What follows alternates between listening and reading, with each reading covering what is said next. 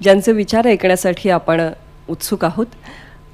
Infrastructure man of India अशी ज्यांची ओळख सांगितली जाते आणि आज शिक्षणासारख्या पायाभूत क्षेत्रामध्ये त्यांचं कार्य. नितीनजींचं जोरदार टाळ्यांच्या गजरामध्ये स्वागत करू.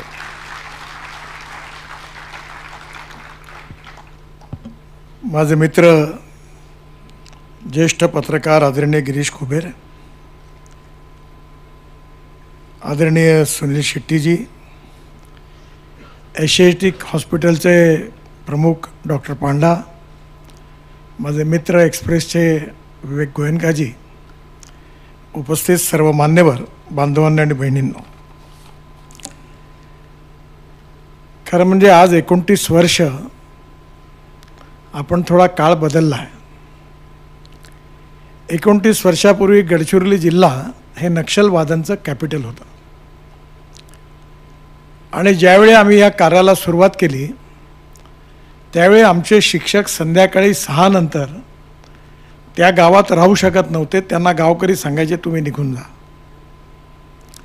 मोठ्या प्रमाणावर त्या ठिकाणी नक्षलवाद्यांचं साम्राज्य होतं आणि परिस्थिती किती बिकट असेल याचं उदाहरण त्या काळामध्ये मी निवडणूक प्रचाराकरता सिरोंच्या एटापल्ली भागात गेलो होतो. गेल्यानंतर हेलिकॉप्टरनं उतरल्यानंतर मला 3 पोलिसांनी गोल करून घेरलं आणि मी स्टेजवर भाषण झाल्यानंतर मला कार्यकर्त्यांनी आग्रह केला की साहेब चहा घेऊन जा. तर SP माझ्या कानात येऊन मला म्हणाले, साहेब आमचं टेन्शन वाढतं आहे, तुम्ही लवकरात लवकर हेलिकॉप्टरमध्ये बसा आणि तुम्ही निघा साहेब, इथे थांबू नका. त्या ठिकाणी आज या शाळा चालवणं हे अतिशय कठीण काम होतं. आज 1200 शिक्षक आहेत, गोंडी कोरकी भाषेत बोलणारे आहेत आणि आज त्या भागामध्ये 30,000 विद्यार्थी या शाळांमधून शिकत आहेत. 29 वर्षामध्ये सरकारकडनं 1ही रुपयाचं अनुदान आम्ही घेतलं नाही. फक्त यशवंतराव चव्हाण मुक्त विद्यापीठाने आणि महाराष्ट्र शासनाच्या नाशिकच्या आरोग्य विद्यापीठाने आमच्या या कार्याबद्दल 2 पुरस्कार दिले. त्याचा जो निधी प्राप्त झाला तोच फक्त सरकारकडनं मिळालेला आहे. हा सगळा समाज बांधवांच्या सहकार्यातून हे काम झालं. हा ट्रस्ट आहे आणि ATGमधून त्यांनी सहकार्य केलं, त्यातून हे कार्य चाललं. विदर्भातल्या 2 समस्या आहेत. एक, विदर्भातल्या शेतकऱ्यांनी आत्महत्या केल्या 10,000पेक्षा जास्त आणि त्यामुळे मी बऱ्याच वर्षापासून काम करत असताना ठरवलं की या आत्महत्या थांबवण्याकरता आपण काम करायचं आणि या आदिवासी भागाच्या विकासाकरता काम करायचं. गिरीशजी, तुम्हाला आठवत असेल 1996-97 साली मेळघाटमध्ये 2,500 आदिवासी मुलं कुपोषणाने मृत्युमुखी पडली. पूर्ण जगात याची चर्चा झाली. त्यावेळी मी बांधकाम मंत्री होतो आणि मी ज्यावेळी मेळघाटमध्ये गेलो तेव्हा मर्चंट नावाचे एक सुपरिटेंडिंग इंजिनियर होते आणि मी ज्यावेळी दौरा करायला गेलो तेव्हा शेवटी पोलीस सोडले, गाडी सोडली आणि एका राजदूत मोटरसायकलवर डबल सीट बसून 25 वेळा मी उतरलो, 25 वेळा चढलो, धक्का मारला आणि त्या गावांमध्ये मी जाऊन आलो. व्यथा ही होती की ज्या भागामध्ये मी काम सुरू केल्यानंतर रस्ते काय कामं सुरू करून जोडण्याची सुरुवात केल्यानंतर फॉरेस्ट डिपार्टमेंटने त्याच्यावर बंदी घातली, काम करू दिलं नाही. आणि एवढंच नाही तर या ठिकाणी त्यांनी त्यांची मशिनरी कॉन्ट्रॅक्टरच्या जप्त केल्या. मनोहर जोशी मुख्यमंत्री होते, त्यांना अतिशय भावनाप्रधान रीतीने त्यांनी फॉरेस्टच्या सगळ्या अधिकाऱ्यांना बोलवून विनंती केली की त्यांनी म्हणालं की हे तुम्हाला संवेदनशील मनाला हे पटत नाही का. त्यांनी एवढी विनंती केल्यावरही काही फरक पडला नाही. शेवटी मी एक दिवस मनोहर जोशींना सांगितलं की मी चुकून नेता झालो आहे, आता मी नक्षलवाद्याच्याच मार्गावर होतो, तर तुम्ही मला आता सोडून द्या, मी हा प्रश्न सोडवतो. आणि ज्या प्रकाराने हा प्रश्न सुटला मी सगळे रस्ते पूर्ण केले. गडचिरोली जिल्ह्यामध्ये मला ही परिस्थिती माहिती होती. मी त्या ठिकाणी शेकडो पूल बांधले, रस्ते बांधले, हायवे बांधले, काही 10-12 हजार कोटी रुपयाची कामं केली. पण या माझ्या काळामध्ये कमीत कमी 23 कॉन्ट्रॅक्टरच्या मशिनरी नक्षलवाद्यांनी जाळून टाकल्या. आपल्याला माहिती आहे की विकास आमटेंचा त्या भागात त्यांच्याकडे वाघ वगैरे आहे, आश्रम आहे, आणि म्हणून अतिशय सामाजिक आर्थिक शैक्षणिकदृष्ट्या मागासलेला हा सगळा आदिवासी जिल्हे आणि त्यातला भाग, त्यांचं जीवन बदललं पाहिजे याची प्रेरणा सातत्याने आमच्या मनामध्ये होती. 1975 साली आणीबाणी लागली आणि त्यावेळीच मी राजकारणात आलो. 2 वर्ष जेलमध्ये आणि त्या सगळ्या संघर्षात जात असताना लक्ष्मणराव मानकर हे ज्यांनी मला भारतीय जनता पार्टी, वसंतराव भागवत आणि लक्ष्मणराव घेऊन आले, ते त्यावेळी संघाचे प्रचारक होते आणि मग भंडाऱ्याचे 77 साली ते खासदार झाले. ते जेव्हा खासदार निवडून आले तेव्हा विशिष्ट असं होतं की आपल्या शेतकऱ्यांनी आपले जुने धोत्र काढून त्याच्यावर निळीनी जनता पार्टी को वोट दो म्हणून ते लिहिलेले बोर्ड बॅनर लागले होते. म्हणजे ती परिस्थिती होती. मानकर लोकसभेत निवडून आले. त्यांनी लोकसभेत काम केलं, आमदार होते विधान परिषदेत जवळपास 18 वर्ष, आणि त्यानंतर मग त्यांचा मृत्यू झाला. पण ते सातत्याने आदिवासी भागामधल्या शिक्षणाकरता त्यांनी आपलं जीवन समर्पित केलं होतं, भवभूती शिक्षण संस्था म्हणून.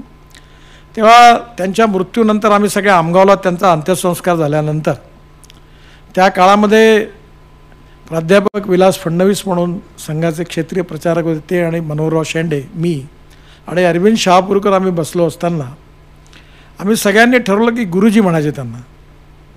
भंडारा आणि गोंदिया जिल्ह्यातलं मोठं राजकीय ताकद होती त्यांच्यात.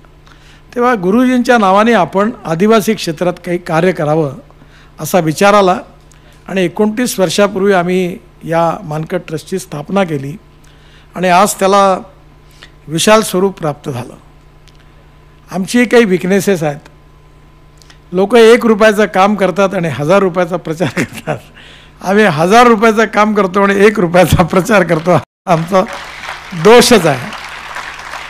मी अतुलला धन्यवाद देईन. आम्ही दरवर्षी 4 दिवस या शिक्षकांचा वर्कशॉप करतो. मागच्या वर्षी मी या सर्व शिक्षकांना 2-2 फुल पॅन्ट आणि 2 शर्ट शिवून दिले आणि महिलांना 2-2 साड्या दिल्या. आणि आमच्या इथे एक प्रकल्प आहे, चिंध्यांपासून आम्ही गालिचे तयार करतो. मी या सगळ्या लोकांना त्या प्रकल्पातून ते गालिचे, कारण झोपतात खाली, गाद्या नाही आहे तिथे कुठे, तेव्हा एक गालिचे दिले. अतिशय कठीण परिस्थितीमध्ये हे लोक काम करतात. एकच गोष्ट उदाहरण पुरेसं आहे की 25 वर्षापूर्वी ते मीठ नव्हतं खात, तर लाल माती, लाल मुंग्या चिरडून त्या अन्नात टाकायच्या आणि ते मीठ म्हणून त्याचा उपयोग करायचे, अशी ती परिस्थिती होती. मी या भागामध्ये खूप फिरलो आणि त्या भागामधली परिस्थिती बघितली. तेव्हा ठरवलं की आपल्या याच्यातली ही परिस्थिती बदलली पाहिजे. आणि ही गोष्ट खूप आहे, चांगली आहे की महाराष्ट्रातलं 80% फॉरेस्ट विदर्भात आहे, 75% मिनरल्स आहेत. आणि हे जी गाव आहे ज्याचा मी उल्लेख केला, तिथे सुरजागड नावाचं गाव आहे आणि तिथे 65 ग्रेडचं आयर्न ओर आहे. आणि जमशेदजी टाटा तिथे टाटानगरच्या आधी प्रकल्प टाकायला गेले होते, पण तिथे एवढं घनदाट जंगल आहे आणि म्हणूनच ते नक्षलवाद्यांचं कॅपिटल होतं. आंध्र, तेलंगणा, छत्तीसगड आणि महाराष्ट्राच्या मध्ये ते आहे. आणि त्यामुळे त्या भागामध्ये पूर्णपणे सगळ्यात अजूनही 150 टावर्स नाही आहेत, त्यामुळे मोबाईल फोन नाही झाला. आता मी मागे लागून ते रस्ते तर झाले सगळीकडे, टावरच्या मागे पण लागलो आहे. त्यामुळे त्या गावांमधली परिस्थिती सामाजिक आर्थिक शैक्षणिकदृष्ट्या मागासलेली आहे. आणि म्हणून त्या मुलांना पहिल्यांदी अंगाला साबण लावणं, सिलेबस काय आहे तर अंगाला साबण कसं लावायचं हे ज्यांनी सांगितलं की 7 वर्ष झाले मी आंघोळ नाही केली, म्हणजे काय परिस्थिती असेल बघा. मग नखं कापणं, वर्तमानपत्र वाचवणं, स्वच्छता, आता ऑर्गॅनिक खत तयार करणं, देशभक्तीची गीतं गाणं असे. आणि हे कोरकी आणि गोंडी भाषेत इतकं सुंदर नृत्य करतात की यांच्या जेव्हा आपण ज्या कार्यक्रमाला आलात त्यांनी खूप चांगले कलाकार आहेत, पण ते आपल्या या विश्वापासून कोसो मैल दूर आहेत. आणि त्यांना समाजाच्या मुख्य प्रवाहामध्ये आणायचं, त्या भावनेतून या सगळ्या कार्याची सुरुवात झाली आहे. मी खरं म्हणजे प्रशांत बोपर्डीकर सारखे आणि त्याच्यावर 1200 आमचे शिक्षक आहेत. आम्ही त्यांना फार पगार नाही देऊ शकत, कारण आम्ही लोकांकडनं जे पैसे गोळा करतो त्याच्यातून मग त्यांना पगार देतो. त्यामुळे त्या पगाराला ते किती मिळतं हेही सांगणं काही बरोबर नाही. ते यात कसं जगतात.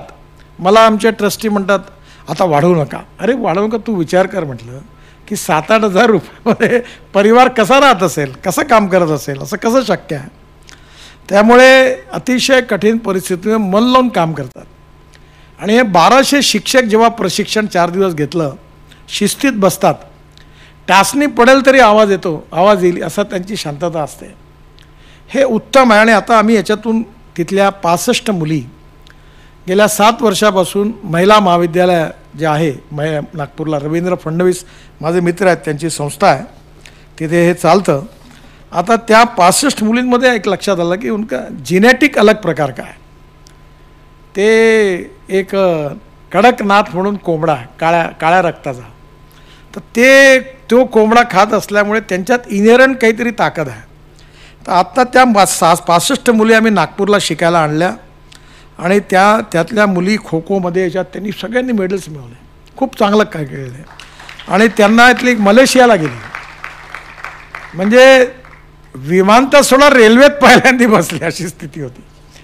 त्यामुळे या मुलींमध्ये टॅलेंट आहे. त्यामुळे आता आम्ही आमच्या या हॉस्टेलमधून त्या मुलींना शिकवण्याचा खर्च मानकट ट्रस्ट घेते. आदिवासी मुलींना शिकवतो. दुसरं एक मैत्री म्हणून संस्था आहे, त्याच्यामध्ये 60 मुली तिथून आणल्या आहेत. तिथलेही आम्ही आता सगळा खर्च त्यांच्या जेवणाचा राहण्याचा करणार आहोत. त्या 56 विद्यार्थी मुली तिथे आहेत. आणि तिसरं एक देवनाथ पीठ आहे अंजनगाव सुरजीला, जितेंद्रनाथ महाराज. आणि त्यांनी मेळघाटमध्ये जे कुपोषणग्रस्त आहेत त्याच्या लागून आहे ते अचलपूर तालुक्यात, त्यांची आश्रम तिथे 56 विद्यार्थ्यांची निवास आणि भोजनाचा आम्ही सगळा खर्च करतो. आम्ही आर्वी, वर्धा जिल्ह्यात आर्वीला एक मोठं वसतिगृह बांधलं आणि त्या ठिकाणी विद्यार्थ्यांना शिक्षणाची सोय झाली आहे. आता तिथे शिक्षण संस्थांपेक्षा गडचिरोलीला गोंडवाना विद्यापीठ झाला आणि त्यामुळे आता तिथे आम्ही गडचिरोलीला 500 विद्यार्थी-विद्यार्थिनींचं मोठं हॉस्टेल बांधणार आहे आणि त्या मुलांना त्या ठिकाणी सगळ्या प्रकारचं शिक्षण घेता येईल असा प्रयत्न करणार आहे. आज तिथे विद्यापीठ झालं, आता मेडिकल कॉलेज झालं.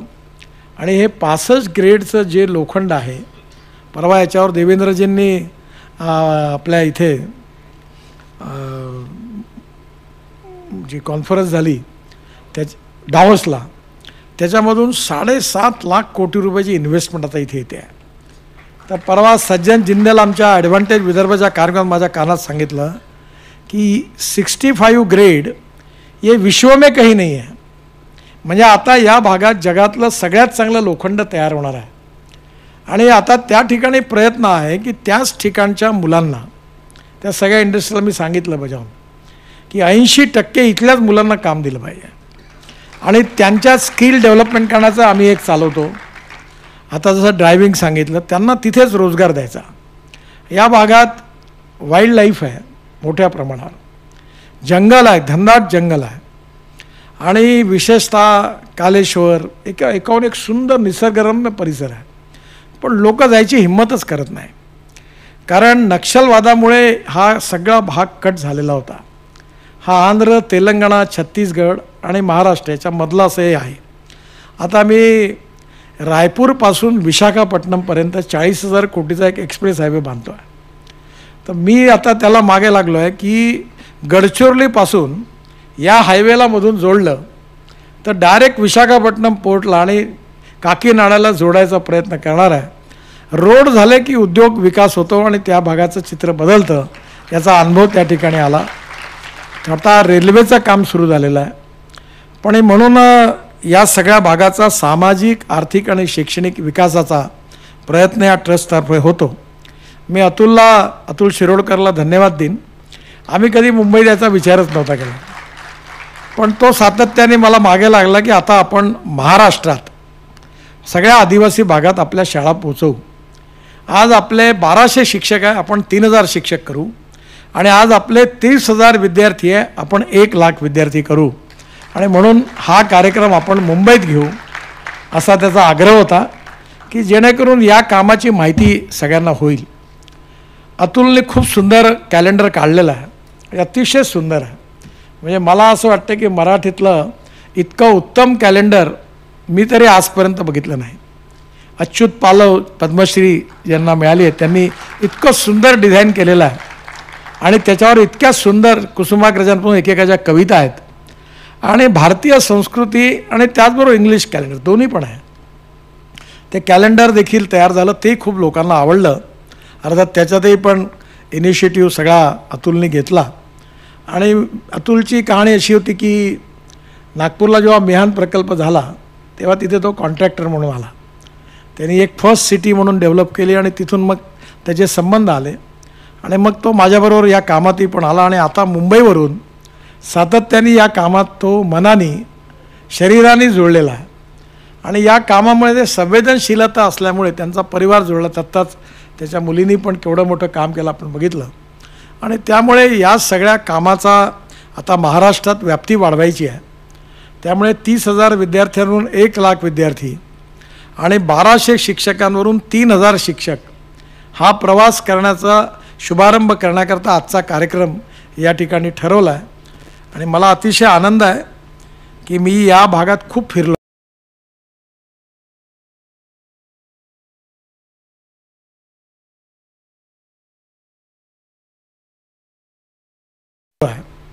3,000 नक्षलवादी त्या मुवमेंटमध्ये सोडून आता त्या ठिकाणी त्यात काम करायला लागले आणि तिथला बदल झालेला. या 29 वर्षात जे आम्ही काम केलं त्यातून बदल झाला, परिस्थिती बदलली, पण अजून पुष्कळ पुढे जायचं आहे. ज्याचा उल्लेख भूतानच्या प्रधानमंत्र्यांनी युनोच्या भाषणात केला होता. डोमेस्टिक हॅपी ह्युमन इंडेक्स सुखांक. मुंबईकरांचा सुखांक वेगळा आहे, नागपूरकरांचा वेगळा आहे आणि गडचिरोलीवाल्यांचा आणि त्या जिल्ह्यातल्या 150-200 गावातला वेगळा आहे. त्या ठिकाणी सुखांक म्हणजे गावात रस्ता पाहिजे, प्यायला शुद्ध स्वच्छ पाणी पाहिजे, गावात मुलांकरता शाळा पाहिजे, शेतकऱ्याच्या मालाला किंमत पाहिजे. तर मोहाची फुलं, त्या मोहाचं पुरण पण चांगलं होतं, पुरणपोळी, तुम्ही ती नशा नाही चढत. आता मोहाची दारू बनवणं हे त्याला किंमत पाहिजे. तर मोहाची फुलं, त्या मोहाचं पुरण पण चांगलं होतं, पुरणपोळी, तुम्ही ती नशा नाही चढत. आता मोहाची दारू बनवणं हे तिथला रेग्युलर धंदा आहे. आता त्या सगळ्या परिस्थितीत त्यांना शैक्षणिकदृष्ट्या, सामाजिकदृष्ट्या, आर्थिकदृष्ट्या सक्षम करण्याचे अनेक उपक्रम, जसं आता बोपटीकरांनी सांगितलं, अनेक केली आहेत. आम्ही प्लंबर तयार केले त्याच्यातून आणि आता छोटे छोटे स्किल त्या मुलांना, मोबाईल रिपेअर, असे छोटे छोटे कोर्सेस करून गावातल्या गावातच ते राहिले पाहिजे. कारण तिथून स्किल शिकून तो मुंबईत, पुण्यात किंवा नागपुरात येऊन काही उपयोगाचं नाही. आणि म्हणून त्याकरताही पण आता कामाला सुरुवात झालेली आहे. आणि म्हणून मला विश्वास आहे की आजच्या या कार्यक्रमाच्या निमित्ताने हा सगळा प्रकल्प महाराष्ट्राच्या जनतेसमोर आला.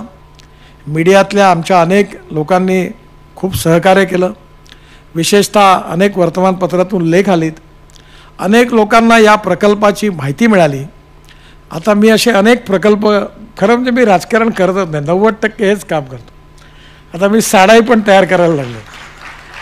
मुळामध्ये ॲग्रिकल्चरमध्येच माझं काम करण्याची जास्त रुची आहे, पण रस्ते, टनेल आणि एक्सप्रेस हायवे, ब्रिजेस प्रसिद्ध होतात, पण या कार्यक्रमाला कोणीच मान्यता देत नाही आणि दखलही घेत नाही, दुर्दैवाने अशी स्थिती आहे.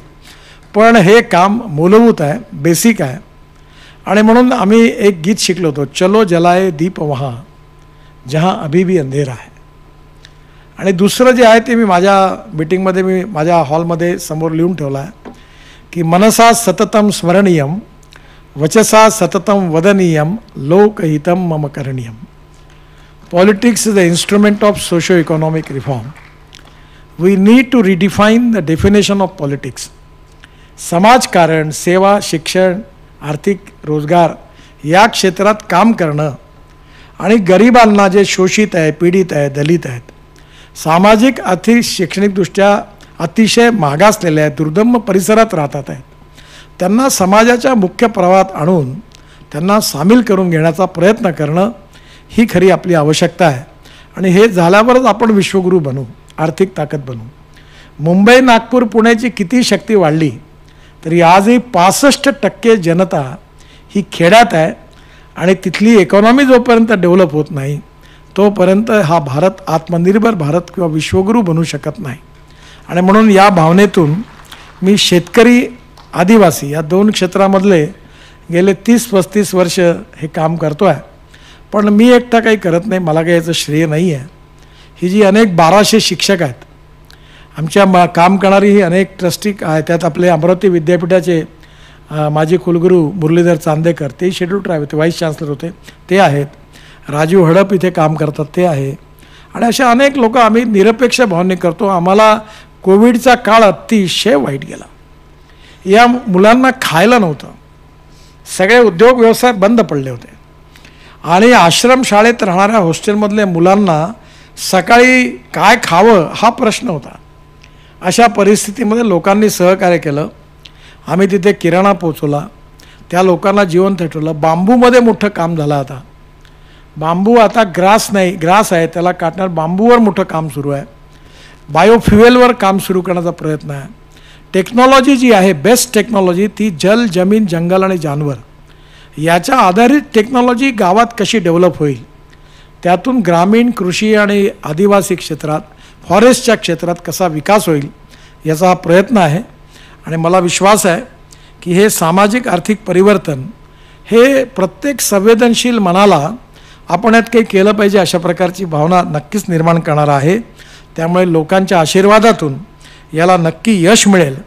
आणि आज विशेषतः ज्या 1200 शिक्षकांनी बिचाऱ्यांनी निरपेक्ष भावनेने कठीण परिस्थितीत, प्रतिकूल परिस्थितीत हे काम केलं, त्यामुळे आम्ही 30,000 विद्यार्थ्यांचं जीवन बदलवण्याचा प्रयत्न करू शकलो. येणाऱ्या काळामध्ये 1 लाख मुलं आदिवासी क्षेत्रातले आणि त्यांच्या आई वडील सगळं एखाद्या वेळी अभ्यास करण्यासारखंच आहे. ती परिस्थिती बघून तिथलं विश्व वेगळं आहे. मी डॉक्टर पांडा यांना म्हटलं की ते नेहमी जंगलात जाऊन शनिवार रविवारी वन्य प्राण्यांचे फोटो विदर्भात येत असतात. इथेही पण गडचिरोली जिल्ह्यामध्ये त्या ठिकाणी विकास आमटेंकडे वाघ आहे, ते येतात आणि त्याच्या पाठीवरून हात फिरवतात. म्हणजे आपल्या वन्य प्राणी देखील त्यांची पण सेवा करण्याची गरज आहे. कारण फॉरेस्टमध्ये त्या प्राण्यांची काळजी घेण्याकरता नागपूरला माझा एक मित्र आहे धनंजय बापट, त्यांनी काय केलं की बोअर टाकली ताडोबाच्या जंगलात.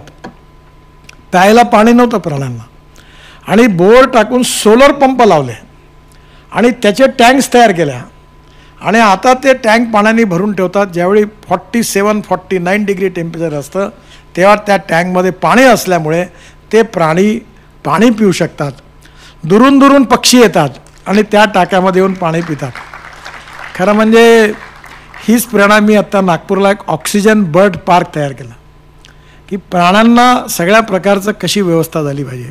शेवटी प्राण्यांचाही विचार, माणसांचाही विचार हा करून आपण या सगळ्यांचं हॅपी ह्युमन इंडेक्स वाढवून त्यांना आनंदी कसं करता येईल, त्या सगळ्या विचारातून आणि प्रेरणेतून निर्माण झालेला प्रकल्प आहे. आणि म्हणून आपण सगळ्यांनी या कार्यक्रमाला उपस्थिती दिली. आणि अतुलनी, विशेषतः अतुल ट्रस्टी आहे आमच्या ट्रस्टचा, आम्ही काही आलो नसतो मुंबईत कार्यक्रमाला, दरवर्षी नागपुरातच वर्कशॉप होतं, पण यावेळी त्याने आग्रहाने सांगितलं की आपण असा कार्यक्रम करूया. त्याच्यामुळे कार्यक्रम झाला. त्यामुळे अतुललाही पण मनापासून धन्यवाद देतो. आणि आपण सगळ्यांनी या कार्यक्रमाकरता आशीर्वाद दिले, आपले आशीर्वादच मोलाचे आहेत, त्या सगळ्यांनाही मी धन्यवाद देतो. आणि विशेषतः प्रशांत बोपर्डीकर 20 वर्ष तो हे काम करतो आहे, बँकेची नोकरी सोडून. आणि अनेक शिक्षक आहेत, ते पण त्या मुली वगैरे फार चांगलं काम करतात, शिस्तीत काम करतात. त्यांचं खरं म्हणजे जीवन बघून अभ्यास करण्याची गरज आहे. आणि बिचाऱ्या दिवसभर या सगळ्या कामात असतात. त्या सगळ्या 1200 शिक्षकांना मी विशेष रूपाने या प्रकल्पाचं जे काही चांगलं काम झालं याचं श्रेय त्यांना आहे. त्यांनाही पण खूप खूप शुभेच्छा देतो. आणि आपल्या सगळ्यांच्या शुभेच्छा आणि आशीर्वाद या प्रकल्पामागे राहतील असा विश्वास व्यक्त करून मी माझं बोलणं संपवतो. धन्यवाद.